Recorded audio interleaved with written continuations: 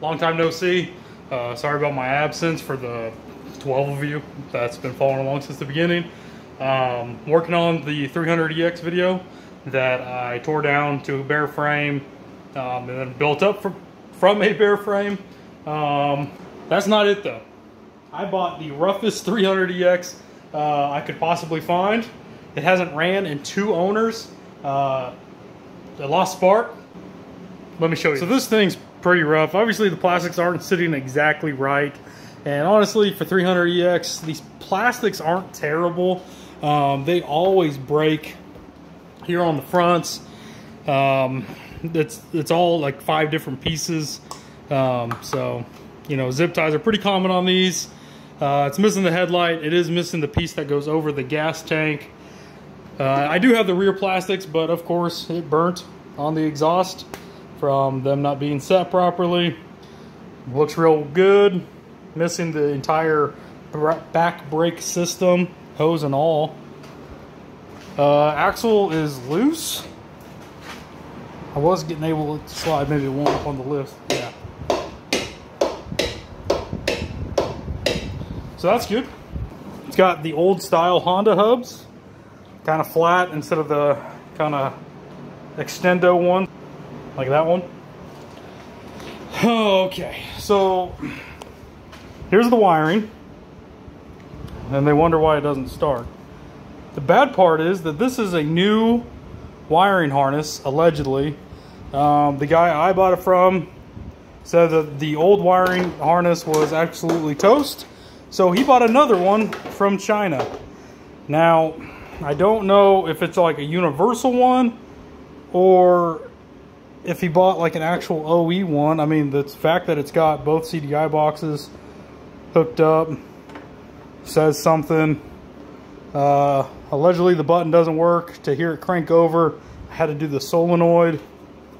But I mean, butt connectors, you know, twisted together wires from the stator. And he said he did that because the stator was already missing the plug. So anyways, it's got a new top end on it. I don't know if that's the stock bore or the like a 330 kit, a cheap eBay one, because I'm fairly certain it is a niche. Yeah. Yep, it is a niche cylinder. So what I know about this thing, it hasn't ran in 2 owners. I saw it for sale about a year ago, and he was wanting like 3,000 bucks. Like it looked like this, but ran.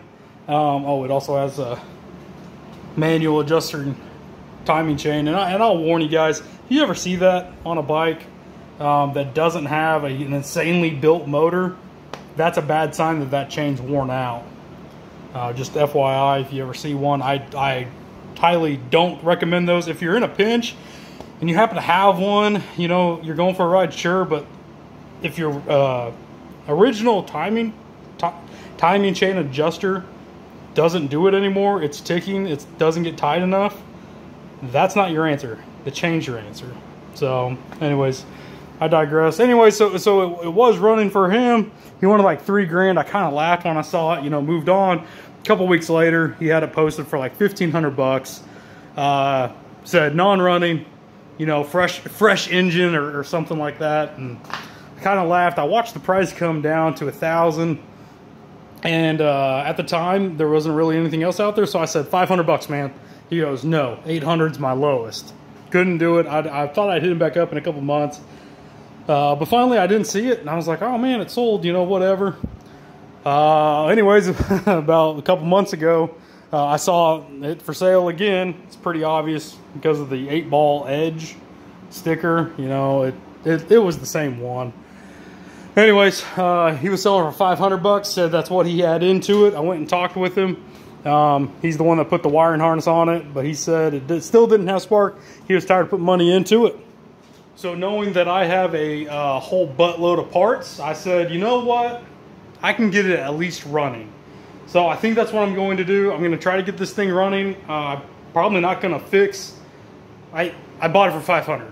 it was too much. I should have been closer to probably 3. It needs a lot of work. The rear brake system alone is probably going to cost me $100 to get everything. And because of that right there, that guy, not that it moves, but it's all welded and stuff. Obviously broke at one time. I thought that would be a fairly cheap part, $65 used. So I'm not too excited. But I already spent the money.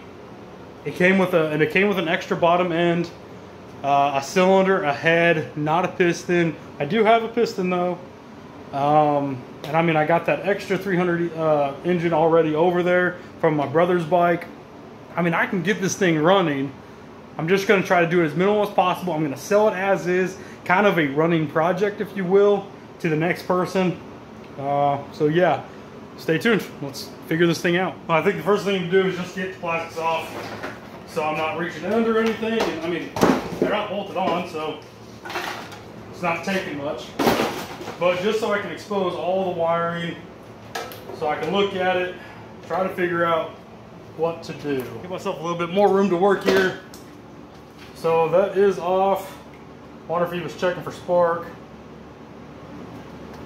And the boots ripped even. So let me go grab a battery, and I'm just gonna confirm their diagnosis of no spark. All right, got a good battery in there. I got pretty lucky. I got that battery out of a Warrior. It doesn't need to be on a trickle charger, but it definitely doesn't hurt it when we're going to be cranking a lot. But just to show you guys that I'm not lying, this is what I did. Let's see what you're looking at here. This is what I did when anytime I go look at a bike, I try to take a battery with me, throw it on real quick, and at least hear the engine crank over. If it's cranking over, you got a good shot. If not, you know, you might be looking at an engine. So here, just to verify for spark, I grabbed a spark plug, throw it on there, get it near ground. Come on. Okay, and I'm not seeing anything. So it is grounded. It's got both leads on it. I feel like a lot of this needs to be plugged in. Well, that goes in the voltage regulator. It's probably those two.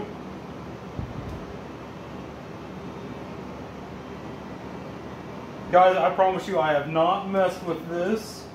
Well, that's why the push button doesn't work. With this wiring harness, and then replace it with this one. So that goes up front here. This comes back here. It would plug into somewhere.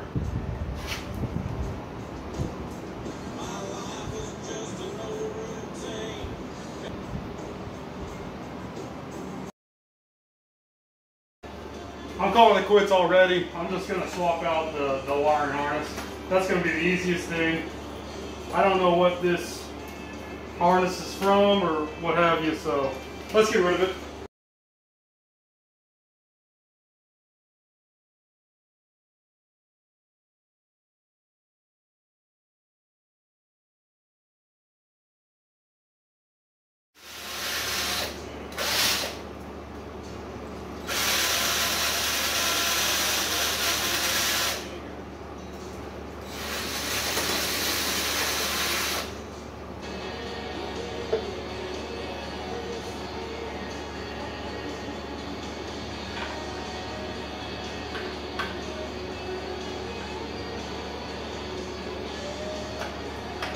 Take a shifter with it.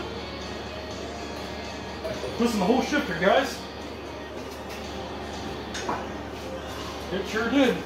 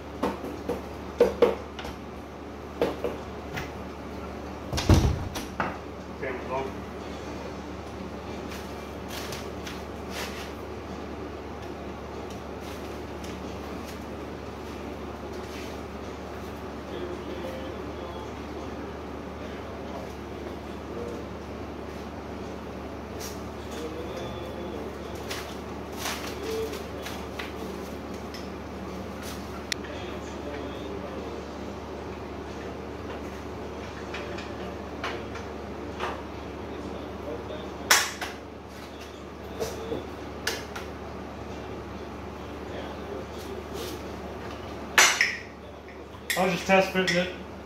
That's it. I remember the 2 bolts that go back behind there.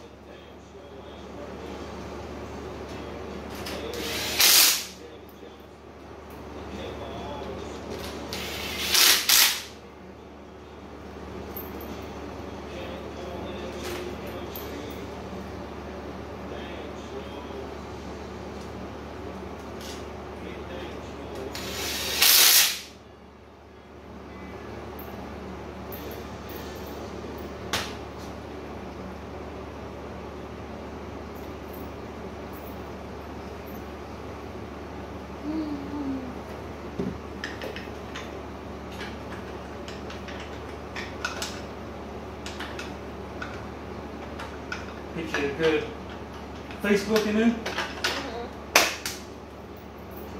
Made me sleepy.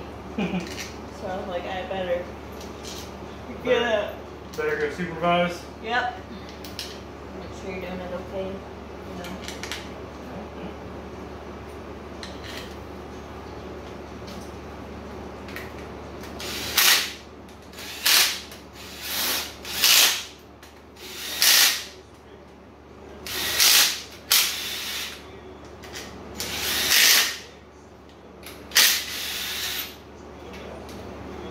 And I can hear that part of your brain that loves me a lot. Oh,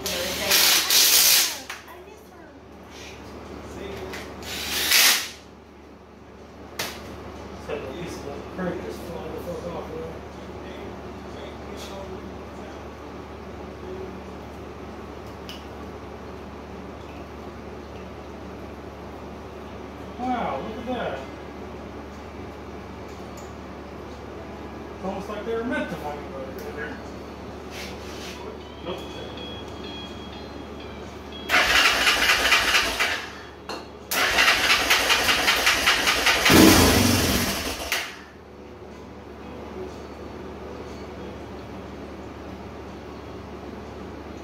It's crazy what will happen if you, I don't know, you don't hack up the wiring harness?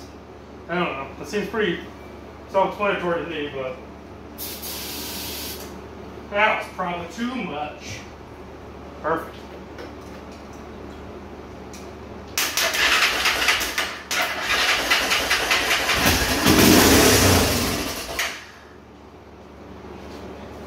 Motor runs.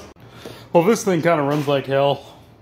I got it running off its own tank, but a lot of noises coming from that area right there. Like I said, that's always a big red flag. Anytime you see a manual timing chain adjuster, unless you got a really hopped up engine where it requires that manual adjustment. I didn't like the metal shavings I found in the oil. I did pull the filter and it's the same way. Something's wrong. So I'm gonna do a teardown on the top end. I'm gonna do it in the bike and just kind of go from there.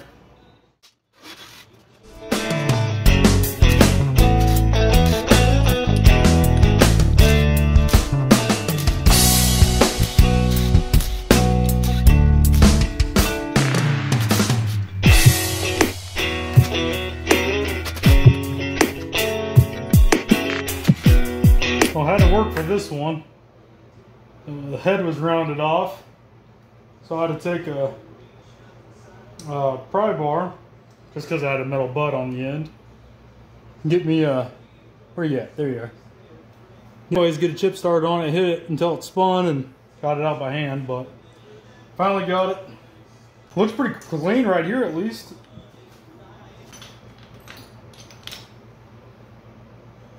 Like I said, that all looks really clean.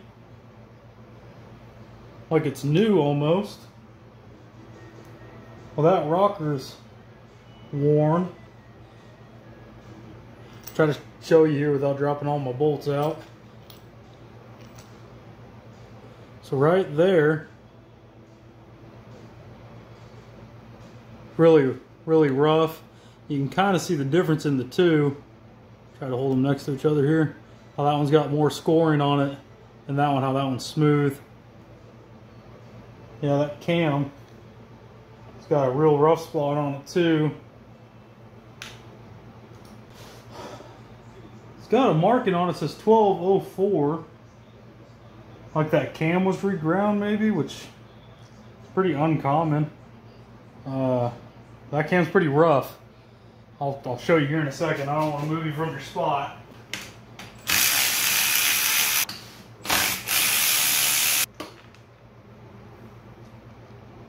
Yeah, look how far out extended that thing is.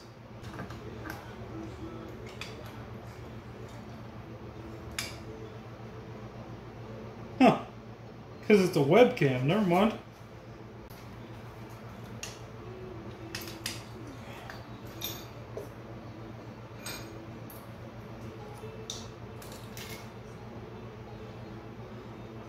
It says web on it, and it's got 12 of 04.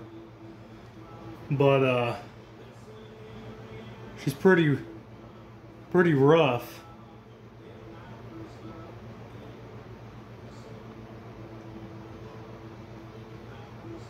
I mean, I can feel that with my finger, and then I mean, there's a big old divot right there. Huh. Wonder what else is going to be in this engine.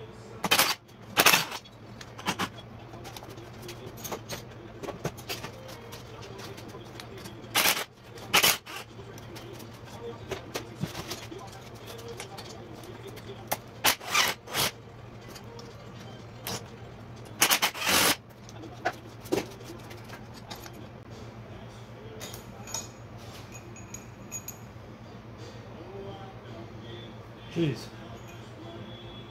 Ran the bolt down, that drug on the valve spring, and they are double valve springs. And I'm gonna guess we're gonna find a niche 330 kit. I mean, that'd be my only educated guess.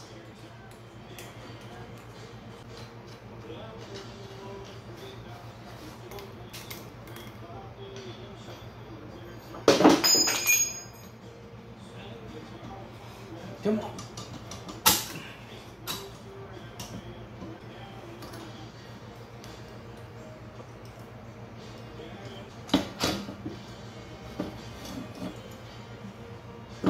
No? Stock board. Wow. A lot of carbon buildup.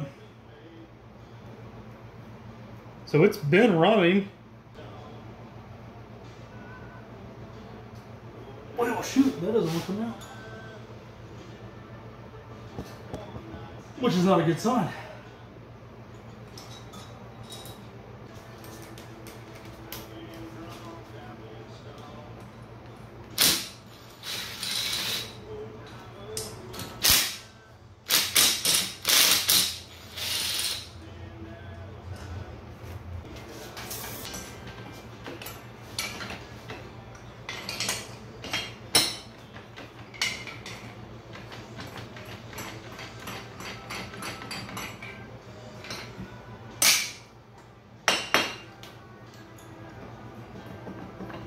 This timing guide should really come out without having to be forced.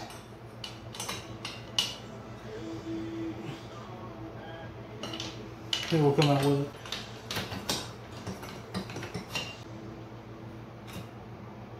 Well, interesting. Cylinder looks pretty good. Now you can see it. Still some hatching, no drag marks. I mean, really scored up surface. That's probably from them trying to scrape the old gasket off. This timing guide is literally came apart and is stuck in there. It's come right out.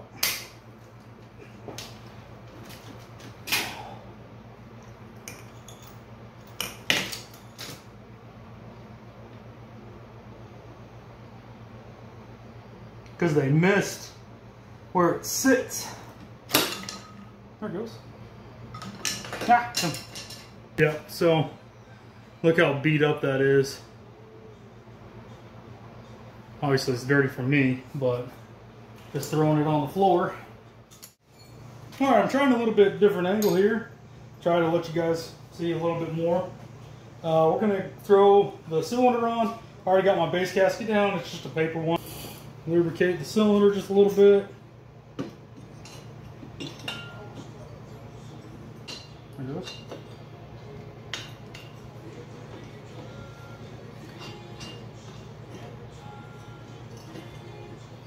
Ah. Okay, just like if it was on the bench. Gonna put something, I'm gonna use a pry bar here to kind of keep the piston from going down anymore. Get at a little bit of an angle here.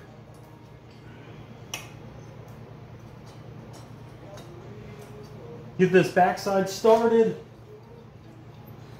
And then you can just kind of let the weight of the piston or the cylinder kind of do the work for you.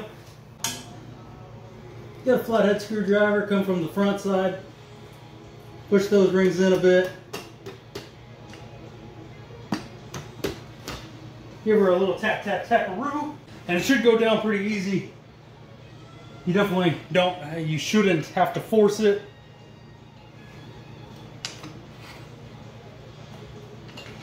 Pull that back just a little bit. Get that timing chain guide to the rear. I mean, it's that easy, guys. If you have to force it any more than that, you got something wrong.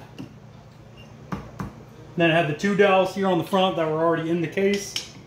They may have stuck in your cylinder, just depending on kind of what your machine decided to do to you.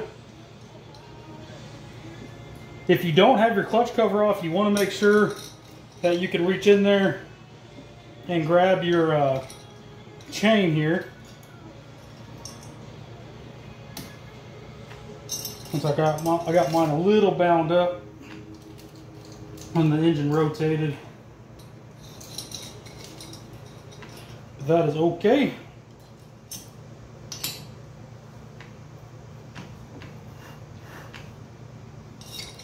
Just like that. All right, so it has a little window it sits in right behind the oil pump. So your clutch cover, oil spot will go there, and then it sits literally right behind it. It wouldn't come out because it was wedged, and then they were able to bend it to get it out of that spot. It should fall in pretty easy, just like that. And that's a brand new one, so your used one should fall in there just as easy, if not easier. Grab the head, surface all cleaned up when you get the gasket. Almost forgot it. That would have been embarrassing. All right, so get your head gasket on here, and I do use chopper spray with my stuff, especially when you're mating a different cylinder, like a new cylinder.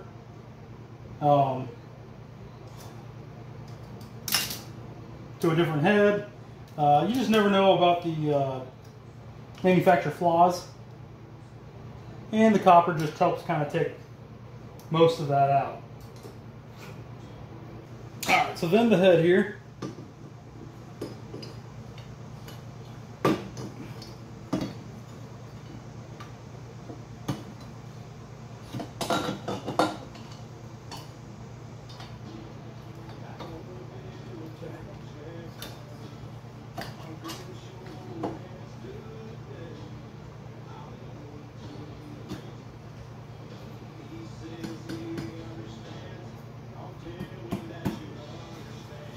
Okay.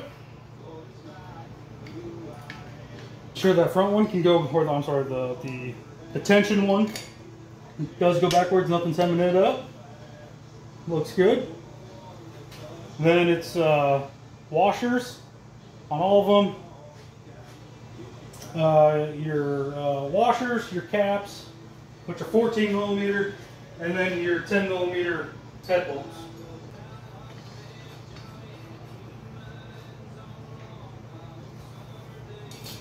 Oh, I don't know why I did that. I saw the handle sticking out and I was like, well, that shouldn't be there. Put that back. There we go. Like I said, 14 millimeter and a 10 millimeter. Can do a crisscross pattern. Thought I was going to need the extension.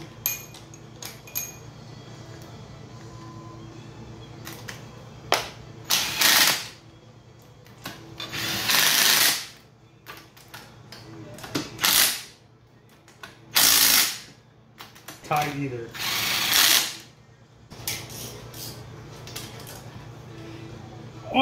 And I'm sure there is a torque spec on these. I don't know it, nor use it.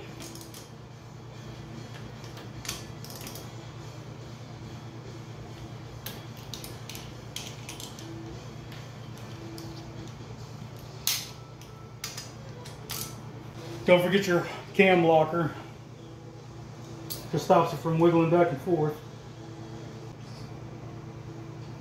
So don't put silicone on top of silicone, because that's just silly.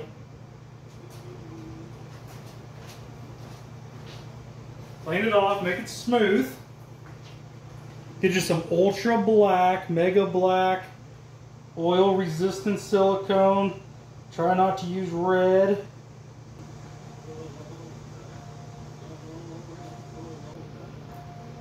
So, I mean, it's not going to be pretty, you know, unless you're just one of those people that can do it real pretty. But you just want to make sure it's covered. The front side's actually your most important side. Then, as you guys know, if you're returning, I don't take out the bolts.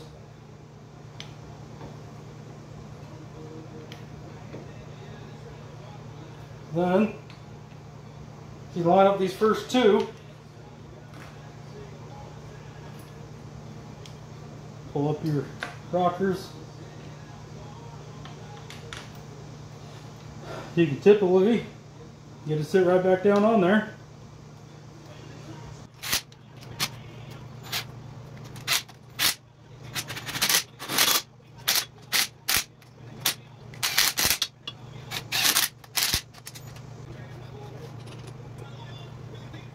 Alright guys, first start up here.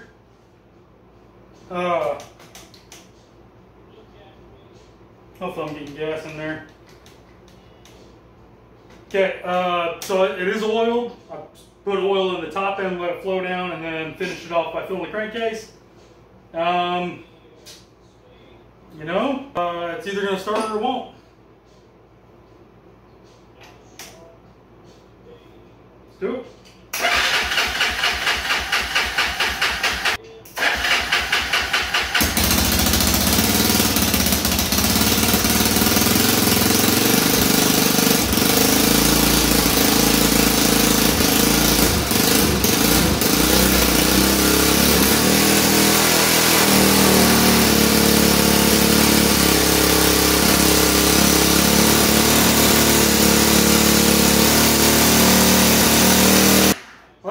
Break it in.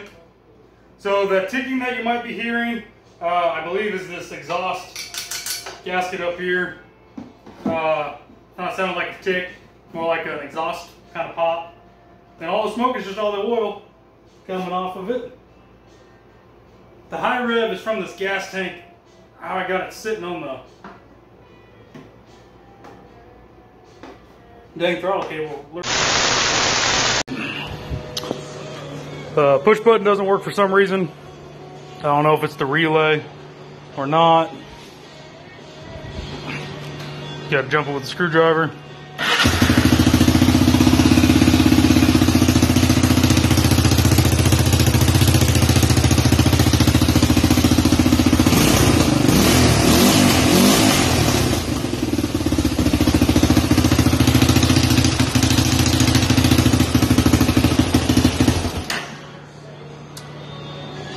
Exhaust is still has a leak right at the donut.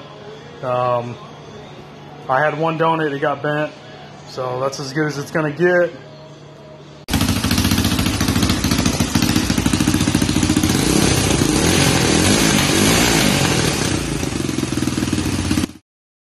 Well, that's going to do it for this video, guys. This thing does run pretty good. It is ugly, but it did get sold. I was able to tighten up the axle and fix a few other things, but it still was a project. Appreciate you following along, and as always...